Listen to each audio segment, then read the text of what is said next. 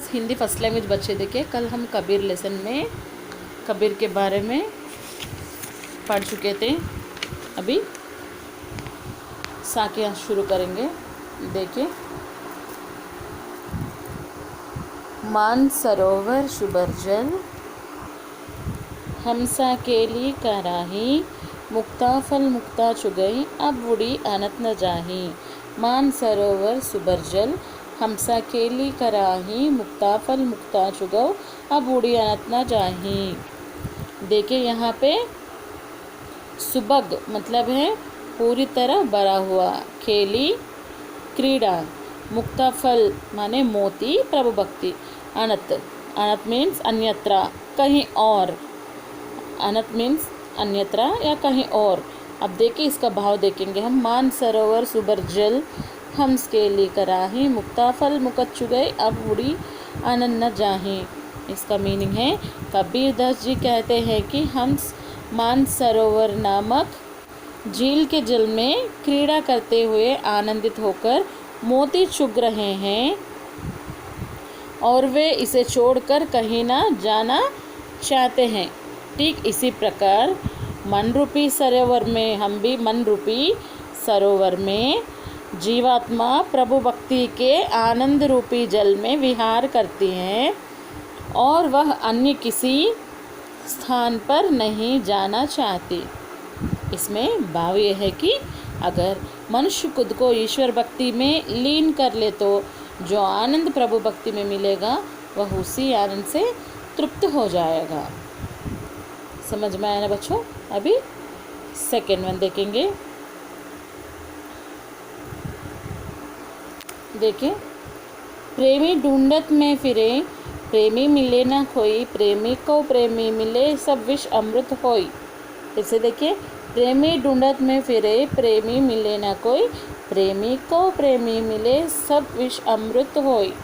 इसका अर्थ है प्रेमी, प्रेमी का अर्थ है प्रभु का भक्त। फिरव, फिरव का मीन है घूमना। इसका भाव देखिए, कबीर कहते हैं कि मैं सच्चे ईश्वर प्रेमी को ढूंढते फिर रहा हूँ, पर ऐसा प्रेमी मुझे कोई नहीं मिला। कहने का तात्पर्य है कि कवि सच्चे ईश्वर प्रेमी को ढूंढ रहा है। ऐसे प्रेमी तब तक नहीं मिलता जब तक ढूंढने वाला भी ईश्वर का सच्चा प्रेमी ना हो। जब सच्चा प्रेमी मिल जाता, आपस में मिल जाते हैं, तो बुराइयों का जहर भी अमृत बन जाता है। भाव यह है कि जब भी दो सच्चे प्रभु भक्त आपस में मिलते हैं तो उनके बीच में भेदभाव तथा ऊंच नीच आदि विषरूपी दुर्भावना नहीं होता। वहाँ पे विष भी अमृत बन जाता। समझ में आया ना बच्चों? अभी देखेंगे। हस्ती चढ़िए ज्ञान को सहज दुल्ली चढ़ारी, स्वान रूप संसार है भूकंदे जग मारी। हस्ती चढ़िए ज्ञान के सहज दुल्ली चढ़ारी, स्वान रूप संसार है भूकंदे जग मारी।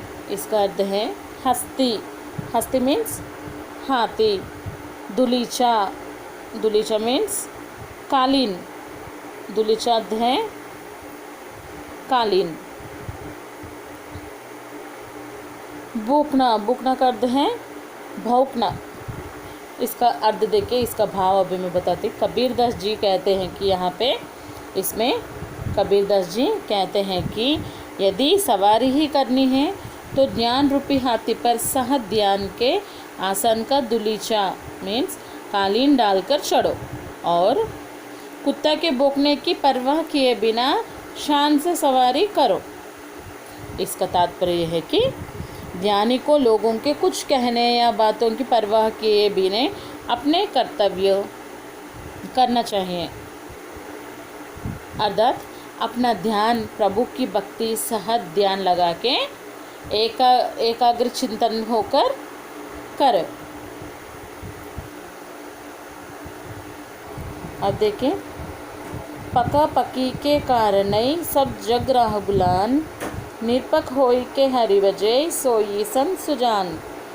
पका पकी के कारणय सब जग रहा बुलान।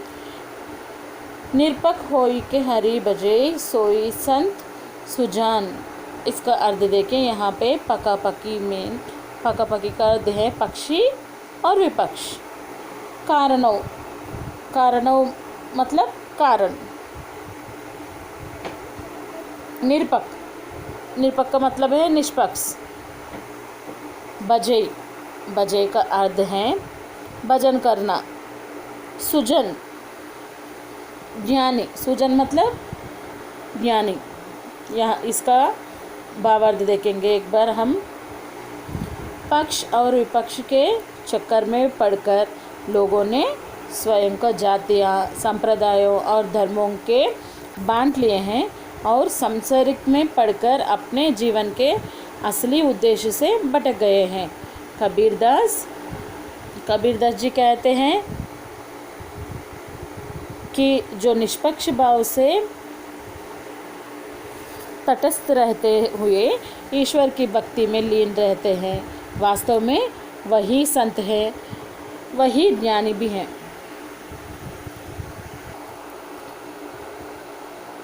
हिंदू मुआ राम कहें मुसलमान खुदाई। कहें कबीर सो जीवता जो दूहे के निकाटी। हिंदू मुआ राम कहें मुसलमान खुदाई। कहे कबीर सो जीवता जो दूहे के निकट न जाए। इसका अर्थ देखिए। मुआ मीन्स मर गया। सो जीवत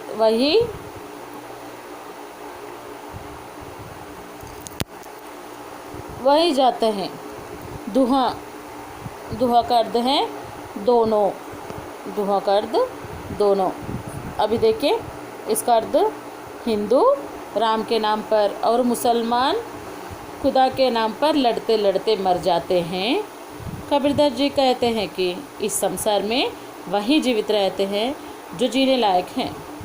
जो इन दोनों के पास नहीं फटकता, धर्म या जाति जैसे भेदभाव का नहीं मानता, उसी का जीना ही सार्थक है। मतलब भेदभाव नहीं रहना, सब मिलके रहना, उसी का जीना ही सार्थक है। कहने का भाव यह है कि जो राम और खुदा दोनों को एक मानता है वही ईश्वर का सच्चा भक्ति करता है और अंत में मोक्ष को भी प्राप्त करते हैं। जो अपना धर्म और जाति का अंतर नहीं मानते, सब मिलके रहते हैं, तो उन लोग ही सच्चा भक्त कहलाते हैं। उन लोगों को ही मोक्ष प्राप्त होता है। और देखिए अभी कब्बा फिरी काशी भया राम ही बया रहीम। मोट छून मैदा बया बेटी कबीरा जिम। काबा फिरी काशी बया राम ही बया रहीम। मोट चुनो मैदा बया बेटी कबीरा जिम। इसका अर्थ है कबा का अर्थ है मुसलमानों का तीर्थ स्थल। हज को जाते ना मुसलमान लोग, मुसलमान का तीर्थ स्थल हज। कबा का अर्थ है हज। काशी क्या है? हिंदुओं का तीर्थ स्थल।